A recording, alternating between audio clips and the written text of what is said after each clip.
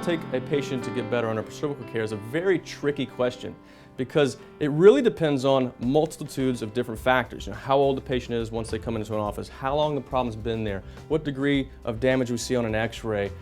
So really it encompasses many different factors. So we can see people get immediate symptomatic relief or problem relief right after a correction, and sometimes it might take months or years to the body for it to completely resolve itself of a health condition.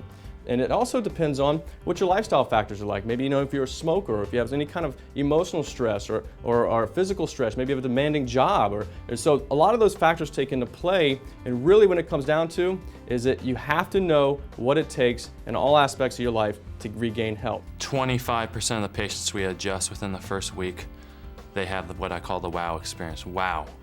If I had known about this 20 years ago, I would have been here 20 years ago. The other percentage of patients, they slowly start to come out of their problems. And that makes sense. If you've been suffering, had tissue damage and inflammation and ligament damage and all sorts of problems, it's not going to happen overnight. But it took 5 years to completely correct that neurological situation. I've seen many younger patients and patients who have not had those problems as significantly as she has heal up much faster. Now, for instance, for a small child that's only had a misalignment a few days or a few weeks or a couple years, obviously can recover quicker than someone that's had a misalignment for 30 or 40 years. How long you've had your subluxation plays a major role. If you were dropped on the floor or fell off the changing table at age 1, and came in to see me at age 30, 30-year-old patient's pretty young, but they have a 29-year-old subluxation.